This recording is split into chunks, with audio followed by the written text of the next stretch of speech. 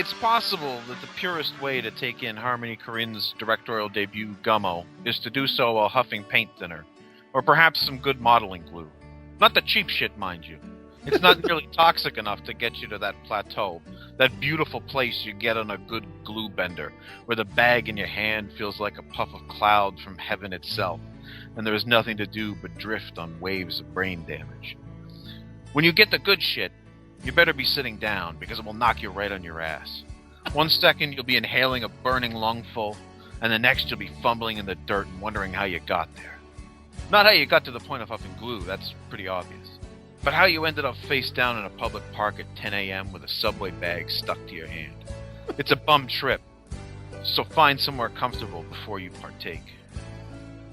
It's fortunate my solvent abuse days are behind me, I guess. It means I'll probably live a lot longer, at the very least. So for Gummo, I had to dilute the experience a bit and just drink vodka and pop pills. In the post-film haze, I've chosen to listen to nothing but Slayer and black metal to keep the vibe going. I think it's working. Fuck it. So let's get down to it. What's up with Gummo? Well, basically, it's trash. Or at least that's what it is on the surface. Pure trash. The kind of thing people watch and complain that dumb fag artists get paid to do, like that Jesus statue made of rotting meat, tampons, and piss.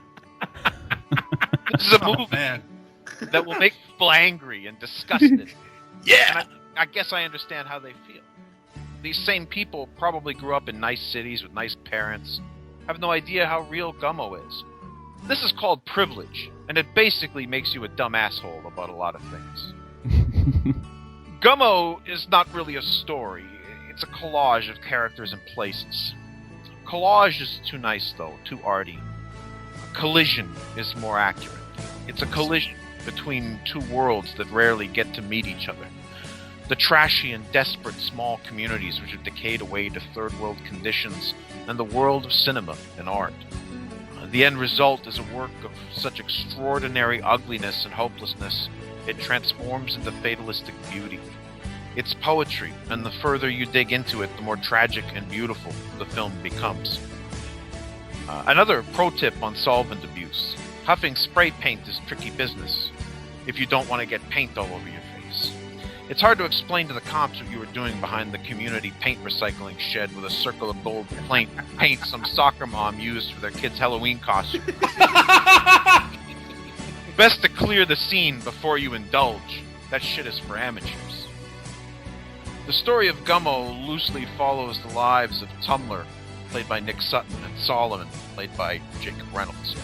Two aimless boys living in a small Ohio town devastated by both a tornado and then crippling poverty. The pair earn pocket money killing feral cats and selling them by the pound to a local grocer.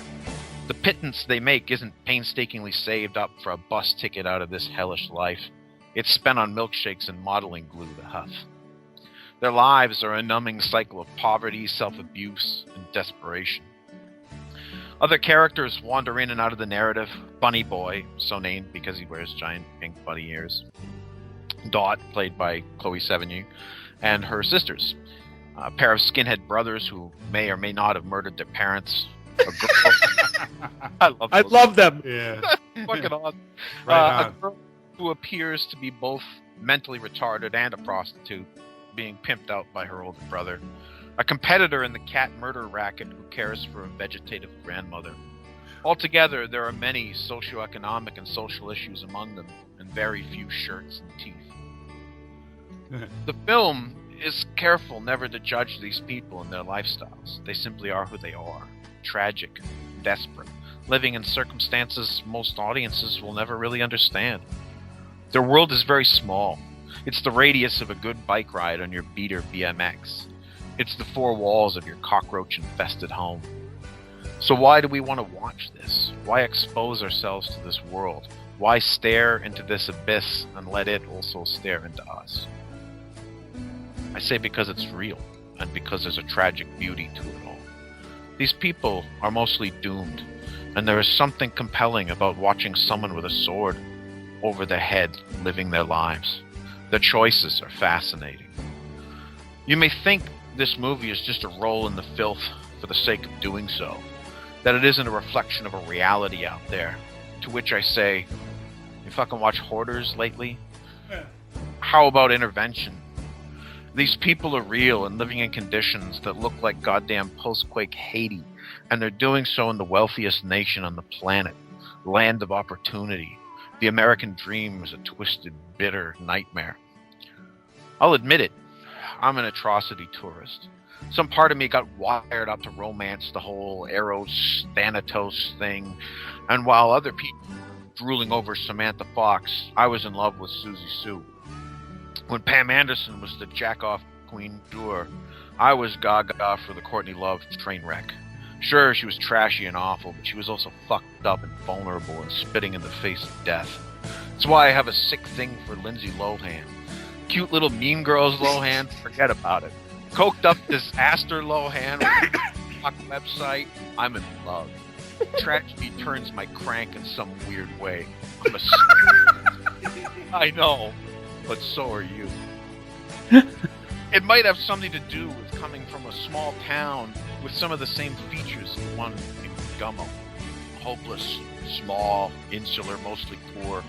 If you didn't play hockey or hunt or fish, then you really didn't have much in common with your peers. You ended up in parks at 2 a.m. with your mind blown on LSD. You drove back roads to weird junkyards and drank stolen bottles of Southern Comfort. You huffed markers and air freshener once just to keep a good buzz going. You had a Viking funeral for all your worldly possessions. You snorted meth on rooftops and danced on them in the rain and fucked anyone and everyone who helped keep the terror away for a little while. You planned your life around not living to see 30. Still unsure how real Gummo is? Consider this. The lead actor Nick Sutton was discovered by Harmony Korine after an appearance on the Sally Jesse Raphael show, on an episode entitled My Child Died from Sniffing Paint. Sutton was asked by the host where he'd be in a few years. His response? Probably dead. Almost none of the cast are professional actors. They are people who actually live in these communities who Korine gives the opportunity to offer a piece of their existence to us, to show us a tiny piece of their doomed souls. Much of what you see is unscripted. The locations are equally real. An anecdote from the production had them shooting in a home so infested with roaches they were crawling everywhere. The crew refused to continue the shoot without hazmat suits, a demand that Korine bitterly relented to, despite feeling it was deeply insulting to the people who lived there. He directed those scenes in a Speedo in protest. To further argue this film is pure art, I'll add that Korine enlisted the aid of acclaimed French cinematographer Jean-Yves Escoffier, whose resume included Good Will Hunting and the stunning film which caught Korine's eye, Les Amants de Pont-Neuf. Footage was shot in 35mm, as well as 8mm, 16mm, VHS, High 8, and Polaroid cameras, which Korine and Escoffier handed out to the crew, friends, and actors involved in the film. This contributed to the collision feel of the movie. So sure, this movie is gas-sniffing garbage. It's also filled with moments of tragic, transcendent beauty. There is a moment where Tumblr is senselessly pumping BBs from his pellet rifle into the corpse of a cat in the middle of a rainstorm, and the look on his face as he pauses a moment, perhaps to consider just what the fuck he is doing, that is sublime, and perhaps one of the greatest shots I've seen in cinema. Sutton is not an actor. The pain and confusion and disgust on his face is all his own, and it's a beautiful sight to behold, real and bold emotion, complex and raw on the screen. The problem people have with Korine is ultimately that he takes us places many of us do not want to go. Most people don't want to confront the grim reality of someone like Sutton, someone who went on national TV as a paint huffer and told the world he'd probably be dead in a few years, like he told them he was planning to have toasted jam for breakfast. We don't want to face these kinds of people. Korine shows us horror and beauty and real human tragedy, in doomed failures who will likely never escape crushing poverty and the substance abuse and cheap thrills which keep them occupied and the grim reality at bay. Don't flinch from this. It's important you see it for yourself. Excellent job, Dave. Thank you. Really well written. Hey, man, I'm in love with this film, and I've been in love with this film for a very long time, and I hadn't watched it in years. And to go back and listen, when I screened it, I really just wanted to screen it again, like immediately. It's something. I mean, it's something like I've never seen before. If there's anyone that's making films, Billy, and I don't know if you can agree with us. I think, I definitely know where Max is coming from. We just heard where Dave is coming from, Billy. I think that this cat is absolutely extraordinary. He's a very loud voice, and he is truly an original mind. Yeah, I got to be honest with you. I was really depressed this weekend. I'd never seen a Harmony Korine movie before. Wow. It was on my to watch list, and it was like throwing a hand grenade into my guts. And I don't even know where the last 48 hours went, to be honest with you. I was in a haze, and it is like, as Dali said, I don't do drugs, I am drugs. And I felt like I ingested Harmony Korine and tripped for the last 48 hours. So. Very powerful stuff here. I read a comment of his. He said that, he felt that when it came to cinema that, you could go back to when D.W. Griffith was making films, and then, ideas just kind of stopped. And he said the system. There's a finely tuned system that hasn't. So let's really, just go with it for another 80 years. Perfected. Yeah, it's interesting because right before a week ago, I stumbled onto this guy. I can't remember his name, but he's a film professor and essayist, and he did this online essay about the early development of film in the around 1910 to 1929, and it was all. Everything that he talked about was exactly what Korine was kind of railing about, which is that the system was perfected very early on. Absolutely. And it's essentially been unchanged. I don't want to say that, but it does not. The mainstream does not evolve very much. Right. The system is pretty much locked in place. Right. Korine's thoughts were that the novel, has been uprooted like 450 times. Right. But cinema just kind of is just wandering down the straight road without any changes. So this kid, and I don't totally agree with that. I just think that the difference between, Buñuel in the 20s with Dali was creating these crazy fucked up movies. I just started watching Samuel Fuller movies, and he was actually working in the studio system and still was making these crazy fucked up movies on the side. And Cassavetes and all these guys. I mean, there are innovators constantly lurking in the shadows. Absolutely. Lurking in the shadows. Right, but the difference between a film and a novel is it costs no money to sit and type words. Right. And filmmaking as a large-scale endeavor is so much more costly, and so there's a much firmer, intractable mainstream that just is not going to budge for anything. Well, what we're used to seeing costs money. Look at him. Right. Like, Korine says, listen, for the most part, he's like, fuck actors. He's like, I'd rather use real people. He says, real people, they give his camera themselves. They give him a part of themselves that actors just don't. Actors don't do that. Yeah. So he's making a movie like Gummo, which costs $1 million. He's taken his key pages out of Herzog's playbook. Loves him. Right. He went and he saw Even Dwarf Started Small as a child. His father took him to the movie theater to see Even Dwarf. It's funny because I love Even Dwarf Started Small. I mean, love it. And when we did Herzog, that film that stuck in my head more than any of them. And it's funny because I love Gummo, and there's a connection there. Right. It's so strange. But go on, Billy. Right. It was just Herzog said everyone has one great performance inside of them. And Herzog's documentaries are some of my favorite because it's, and Errol Morris does the same thing. He just sets the camera there and then lets the human being sort of blossom and reveal themselves in front of the lens, you know? And yeah, Dave, I just have to say that was a fucking amazing review, man. Oh, thank you. Yeah. Thanks. There's something you brought up that I think I'm oblivious to, but I like when I watch a movie like that, that's the kind of town that I grew up in. So it does not shock me to see like cats getting shot and people hanging out under pepper trees huffing glue and stuff like that. But it really is shocking to people, isn't it? Yeah, it trips like people they don't up. recognize it as any form of reality that they're aware of. No, they don't, and it's really strange. And when you get talking to people and like, wait a minute, you didn't grow up like that, and you didn't know people like that, and you didn't have experiences like that, and people are like, fuck no, I lived in the civilized world. It's really strange because that I mean, I don't want to say I grew up in a place quite as bad as the town in Gummo, but there are parallels definitely that are. I don't think people realize how much of North America is like that.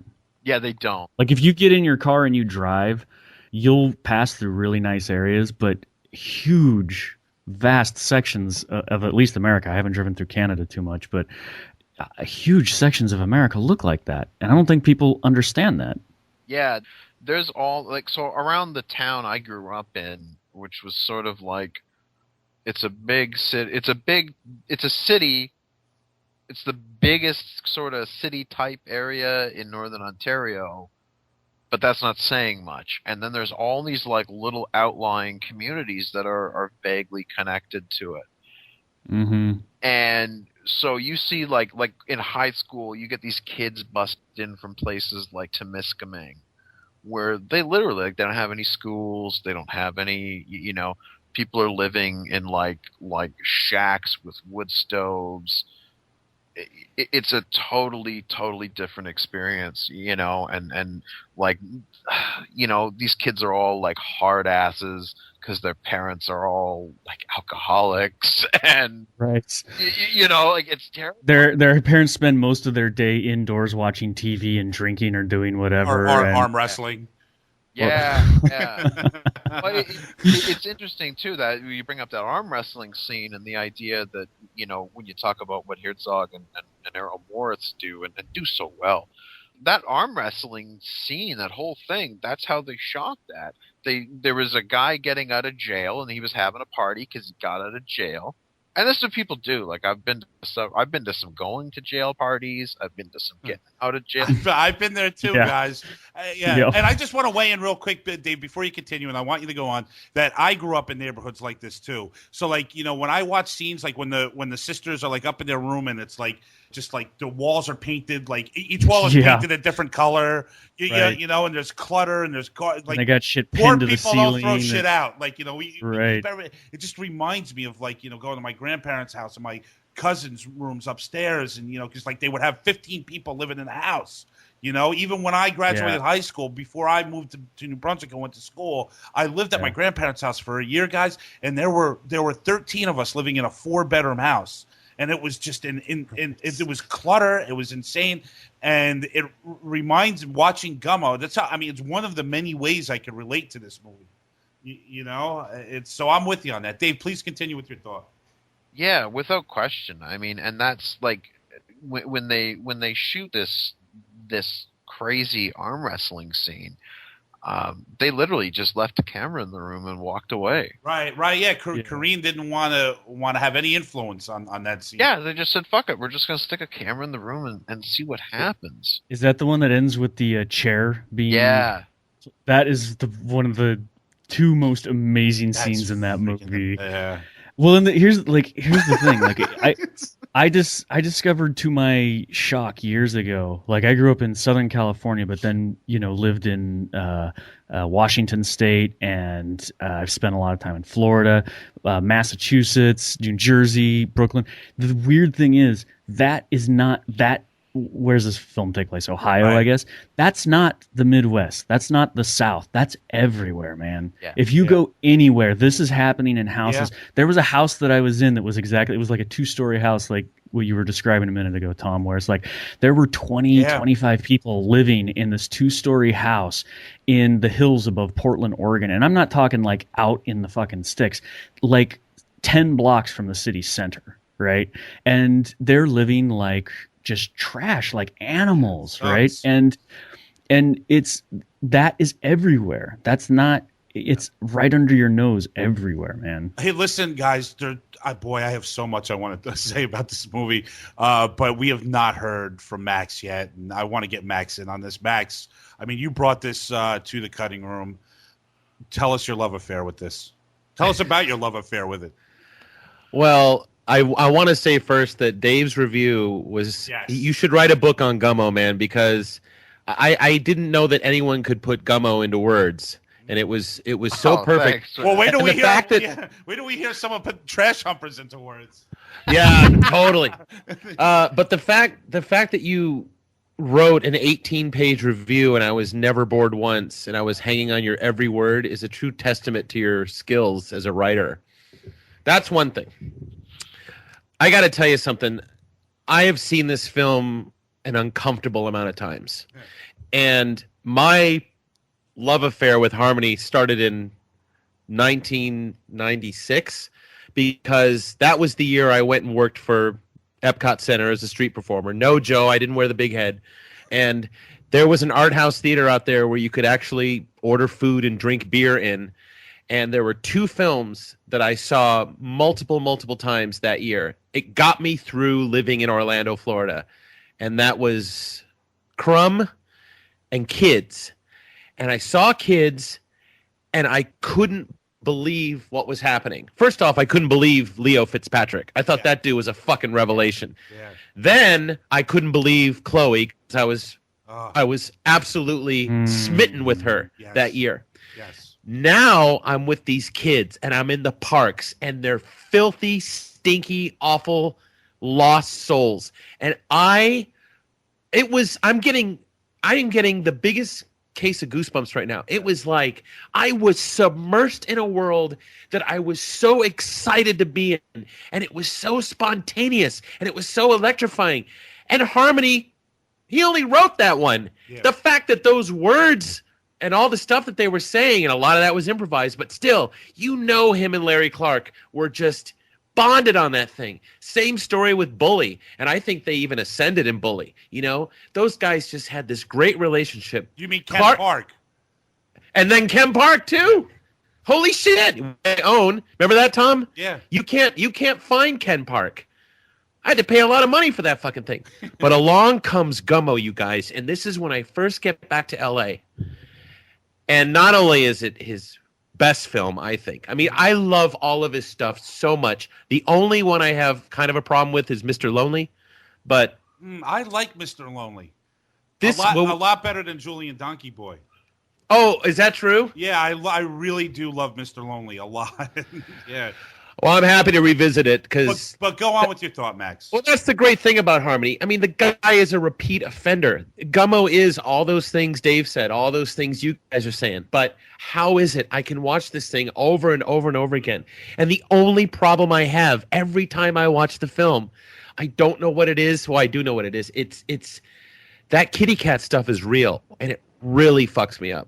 Yeah. Yeah. Yeah, it's vicious stuff. I mean, to watch. I mean, they, I read that when they were screening this at some places, at some festivals, that people would walk out, immediately once they start, seeing that stuff on screen. So, that bothers me, But what really freaks me out and disturbs me the most about this movie? I mean, this scene when, Solomon is in that bathtub. Yeah. Oh God! He's eating the spaghetti. That sticks in your head, dude. Doesn't it? It's like worse than any trauma film, Billy. Like I couldn't eat. Like the next day I had such a powerful scene. Yeah, it is. And, what's weird too is because everyone talks about it beforehand. Like I avoid completely any conversation, interviews, comments before seeing a movie. Absolutely. So I had no idea what to expect, except that somehow it had snuck through that everyone was talking about the bathtub scene. Yeah. And it's nothing. There's nothing for anyone who hasn't seen the movie. There's nothing. Nothing happens. It's not an exciting scene. It's not a great scene. There's nothing. But the way the elements come together, you'll walk away and then an hour later you'll be thinking about that You're scene. disturbed by it. As a matter of fact, this is what drew Werner Herzog to Harmony Korine, was that scene. Yeah, Herzog said bacon? that, when he saw the bacon taped to the wall, he said that he knew that there was something about this guy that was special. So, Herzog is insane. He's a liar. Yeah. Don't believe anything Herzog says. But there are so many friggin' amazing scenes in this movie. The kids with the cap guns and the bunny boy. Fuck you, rabbit. Oh my god, those kids are Jesus. What else? What's that? They felt like what's that stupid Ricky Bobby Talladega Nights. Talladega Nights. Oh, Those kids from Gummo remind me of the kids in Talladega Nights. Well, that's. Did Harmony Korine off Will Ferrell? I got a chance to do it. But here's the thing, too. I guarantee you there are a lot of people who watch that movie and they just cover their mouth, or they watch that scene with the two kids in the cap guns, and that kid is just the most foul-mouthed little motherfucker you've ever heard in your life. And creative. Oh, my God. He's got 1,000 ways to swear. And you're just like, it's such a beautiful performance piece, right? And I guarantee you there are people who watch that and they just cover their mouth and go, oh, how horrifying. We have a social responsibility to heal these children. And I'm like, hold on. I heard kids talk like that every day of my childhood. Yeah. Kids like that chase me down the street when I'm coming home from work every day. There's this delusion about what we are as human beings. Absolutely. And Korine actually, the weird thing that he does is he creates a dreamlike atmosphere in his movies by showing what's really happening. Because you're so conditioned to go into a movie to see bullshit that when you see something that's real, it actually reverses your brain process. Wow. Like your nerves start flowing in reverse and suddenly you're in a dream state because you're seeing how shit really is, And this pisses people off to no end, Billy. Once they're subjected to what the truth may be. Like, how dare you show us what we really look like? Why would people why are people so disturbed about truth? Because your cock and balls are hanging out, and it's embarrassing. Yeah. Hey. Dudes, in Ken Park, a guy actually jerks off and comes. Like, he's jerking off his big dick. It's crazy. Yeah, is that the autoerotic asphyxiation scene? Yeah. That's Larry Clark directing too. He has a fetish, right? He loves the human body. Dirty, he loves young people having sex. He really does. It's in every movie.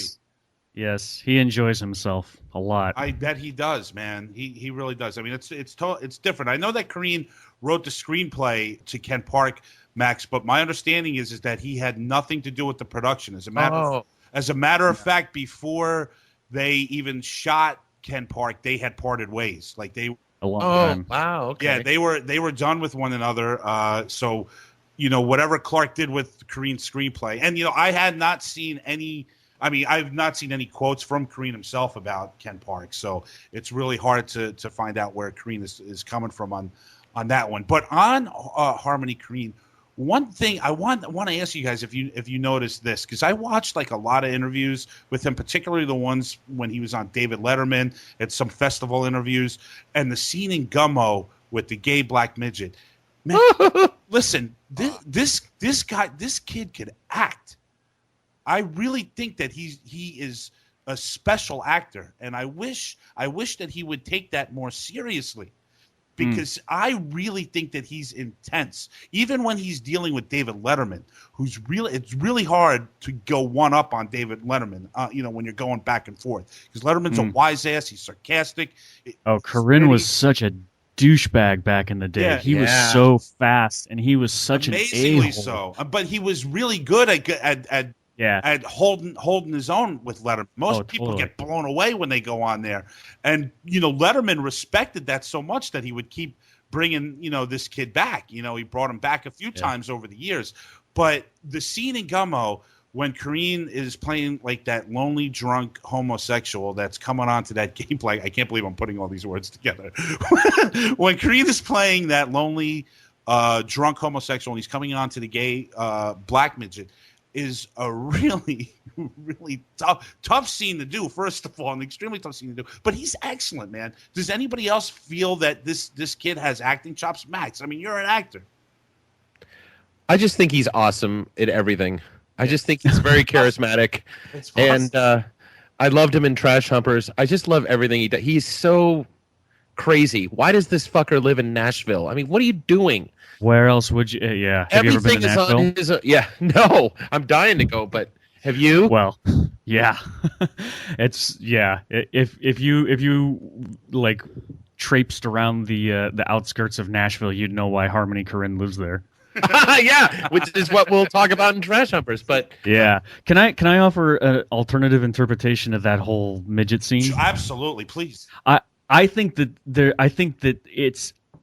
that was a big fat finger in the eye of the young independent filmmaker community. I think that scene was bullshit, and I think that it was the only scene that he was in the whole movie, right. And I think that he deliberately set it up like as a snarky comment, like, look, all you kids think that you're being, witty and intelligent by having social issues like gayness and blackness and all of the stuff that you think is such avant-garde material. Yeah. And it was his way of saying, hey, look, I'm going to put all of the shitty subjects that you think are so cool into one scene, and it's going to be a gay black midget, and I'm going to be a whiny 20-something sitting here on the couch drunk pouring beer over my head, and I'm going to show you all the mistakes you're making in your films. This is what you look like. You look like a whiny 20-something-year-old white guy pouring beer over your head. So and he did that and then moved on. And I that's my personal interpretation of why that scene is in there. Well, and I can't see how you're wrong there, Billy. I mean, listen, I mean, this is a time too in the 90s. I mean, the independent scene is really booming. Yeah. It's really, really booming. And you're getting, a lot of different, you're watching the independent scene really go into the mainstream here. And this is a guy that doesn't want to ride that wave. This guy truly is independent and wants to stay independent. So creating a scene like that to comment on what he's seeing at that time, it makes a lot of sense, Bill. Can I say also the skinheads in the kitchen? I fucking love those guys. Yeah, that was amazing. That was a bit. Nomad Irish and I were having a scene like that the other night here, Max. Oh, Jesus. I'm kidding. Are you serious? I'm just joking around. You're just clawing each other's eyes out? Pace. Yeah. First time watching this movie?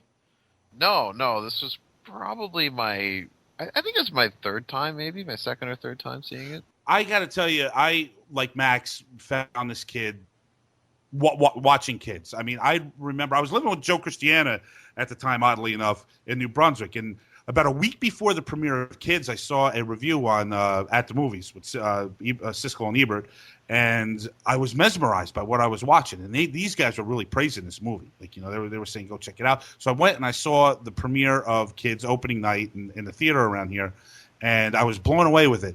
Now, I didn't hear, of anything else from Harmony Korine for a couple years, and I was working at a restaurant in about 1998. I'm sorry, Tom, you were working at a what? At a restaurant. Oh, there you go. Go ahead. And did I say restaurant? At a restaurant. I mean, you extended those 3 syllables like you've never had before. Okay, but that's how I talk, Max. But anyway, I'm working one night, and there's this videotape that I noticed was being passed around. This one dude is passing this freaking videotape around like a joint to people. And I like movies, so I kind of get curious. And I'm like, well, hey, man, what is this movie? And I look at it, and it's called Gummo. And he's like, hey, man, do you want to? He wants me to borrow it, which is real exciting. Like, he wants me to see it. He's like, please, if you want to watch it, go take it home. So I put it on, and I discovered that it's a Harmony Korine movie, the guy that wrote Kids. And I was mesmerized with this picture immediately, like in love with this movie. I mean, it was the kind of movie where, you get in your possession and you're watching it. Like, you're not watching it once, you're not watching it twice, you're watching like 5 times in like a 3-week period. And I hadn't watched it in a long time, and to go back and revisit it was awesome. But Max, how did this stumble upon you initially? That's a good question. I think here it is with Harmony, and it happened with Trash Humpers. I think I just bought it without even seeing it. I didn't see it in theaters. I know that much. I don't think there was an opportunity. I don't even think it came out here. Yeah. I just bought it, and it's been one of those forever that I was so intrigued by Solomon and his the box art with his profile and that extraordinary amazing head. So yeah, and I actually drew that dude a couple years ago, and it was some of the best time I've ever had drawing. But because I don't know what happened to him. He's amazing, but it was one of those where the true test of if I like you, if you were like a new friend, it was seriously like the Gummo test. If you can get through this, you can get through anything with me. If this is something that you can appreciate the darkness of and the humor of and the truth of, and fortunately, I never had anyone say I can't, watch this. I mean, I've never showed it to my wife; she wouldn't handle it. But it was just one of those like I just always owned. I just like I have to own this. I'm going to buy this. Only that and Trash Humpers. Oh, but I'll tell you what. Last year I was in Target, and it was a great thing, and it was a very odd thing that right up front, sometimes Target will put movies on sale for $5. Right up front is a stack of kids DVDs, which I thought was crazy. That's great. There was At Target, a whole stack of Larry Clark's kids. Tom, I'm telling you, right next to the Santa Claus 2, and right there, kids. I mean, it was right there, a whole stack of them. The Dark Knight, kids. Santa Claus 2. It made no sense, but at the same time, I'm like, oh my fucking god, this is genius! What a beautiful film to show to kids! What a that would beautiful be so great. intervening film to show a teenager right now. You want to be this? Watch this. Yeah. A little stocking stuffer. Yeah. I'll tell you something else. Go ahead. No, please go on. What is it about the skateboard subculture that delivers us some of the best stuff in life? Yeah. Because Harmony came out of that shit, man. He was doing shit for Big Brother magazine back in the day. He's a skateboarder, first and foremost. Right. And it seems like our last 2 filmmakers, from Mike Judge to Harmony Korine, they're both infatuated with that subculture. Spike Jonze too. Yeah, Spike Jonze is. Yeah, absolutely. And it's just weird that all. What is it about that all these cool motherfuckers come out of that? Leo Fitzpatrick used to be on all the old CKY videos with Bam. Oh, was he really? That's where Harmony found Leo. Leo was this little punk from Chester. Now, what happened to Leo Fitzpatrick? Because the last time I saw him, he was popping up in Todd Solondz movies. Oh, dude, he was on season 2 of Sons of Anarchy. Was he? Oh, wow. He's working hard. He's got a lot of credits. He was on Deadwood. He's fine. Yeah, I had no idea. Tom, you just brought up Todd Solondz, and I have to say that I had never seen Todd Solondz movies before a couple weeks ago, and it's in the back of my head has been an itch for a really long time. Well, and what did you see? I've wondered. Did you see Happiness? Dark Horse. Did you see Happiness? Oh, Dark Happiness. Horse. Happiness is Christ. that's his masterpiece. Well, I'm definitely going to go through those. But the nagging question I had was when I go around the country, when I pass through suburbia and the forgotten fringes of suburbia, can anyone make movies that see this the way I see it? And son of a bitch, in 2 weeks I see Todd Solondz and Harmony Korine, and I was like, they fucking nailed it. Like, that no one else is portraying this shit the way it actually exists except for these 2 lunatics. How have you missed them all these years, Billy? I watch a lot of shit. Snobbery. Yeah, snobbery. Yeah, because Harmony Korine and Todd Solondz are not for snobs. That's for sure. Well, Max, in fairness, Billy, they're so mainstream, man. I just can't. Billy handle. said that it was an itch that he had not seen Solondz. No, it was an itch that I had in the back of my head with the question, can someone portray suburbia and the fringes of suburbia? God, that was Welcome to the Dollhouse. Get on it. Oh man, I know, that's man. wonderful. I know. Now that's his first film. Yeah, He comes out of the gate with that one. he does. He does.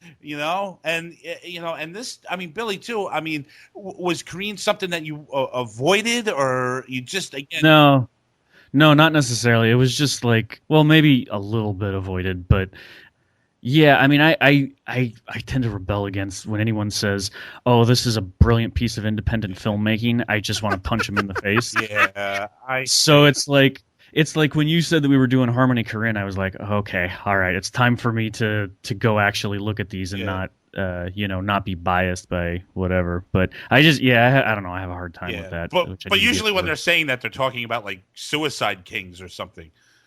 Well, Like they don't. you bitch. Is Jenna Payne here? Oh my god, you guys! Like, I fucking don't even want to like fucking talk about fucking Harmony. Okay, like, I'm so glad I'm not here. Oh man, I don't want to kill all the Harmony Korine discussion on just this one film, so I'm going to ask everybody right now if they have anything else they want to throw out there about Gummo before we move on. And dead air. Isn't that great? kill. What? Three brains just paused because all we're doing is thinking about Gummo. Yeah, Just that's right totally there. true. You're absolutely correct. Well, take your time, guys. Take your time. But that's what this movie did. It shut down three dudes. Yeah. Just now. I think that it's honest to God, man. When Corinne says that film should have evolved a lot more, you think, what a douchebag, like what an arrogant prick. And then you watch something like Gummo and you go, yeah, that's evolution in progress. Film should have evolved and I don't more. think he's a dick. I really don't from what I've seen and what I've read, I don't think that he's doing it He's matured. to be elitist. When he was a kid, he was a punk ass, and it was like you wanted to slap him upside the head, But he was also, I mean, he was right. That's the problem. Right. Like he was actually, if he couldn't live up to his snarkiness, Right. then that would have been one thing. But he was actually making brilliant films. And there's nothing more annoying to most people than someone who's young and right. Oh yeah, and dangerous, Exactly. which he's remained. Yeah, he has remained. He's remained dangerous. And you know what? We'll bring up the fact that he's doing Spring Breakers too on the next nice. on the next segment. But hey guys, let's see where we're weighing in on Gummo. Max, I'm going to start with you, my friend. Own it. Avoid it, rent it, or own it. Oh, sorry. Own it. I do. Pay. Hey, Try the Gummo test out on your friends, ladies. yeah. Hey, and that's a great thing to do. I did that, Billy. To some people a few years ago with funny games. Oh, Like right I on. would lend them funny games, and if they got it and enjoyed it, I think that they were okay. Now, Tom. Yeah. That is a conflicted test. Yeah, here's where we're different. No one walks out of house with my Gummo. The test is you sit and watch it with them and experience with them. Why would you lend it out? I always lend it out. I don't know, because I like watching films sometimes just by myself, honestly, with no one around. Really? Yeah, I do. I like to go to the movie theater by myself. Talk about that's What? cool. Yeah. Do you mostly watch the movies we talk about here by yourself? Pretty much all of them by myself, always. Through the whole cutting room experience, very rarely do I have someone sitting next to me watching the film with me. Because I don't want to be bothered, and I don't want to hear what they won't have to say, about it. Yeah. That throws me off too. Like when I've had watched films, especially having a roommate now, when he wants to watch something that I'm watching for the show, it's fine, and I understand it. But like, it's also kind of throws me off to hear his opinions about it, because then they kind of invade my own opinions about it, Yeah. and I get very conflicted. Can I just say that Gummo is so great that I can't wait to watch it again? Yeah, I'm with you, dude. I might watch it tonight. I'm serious. Pace, what are you weighing in? I'm going to say buy it on DVD and snort crystal meth off the case. Oh, what is he saying? Snort crystal meth, honey? How can we get some of that? I'm listening to the cutting room.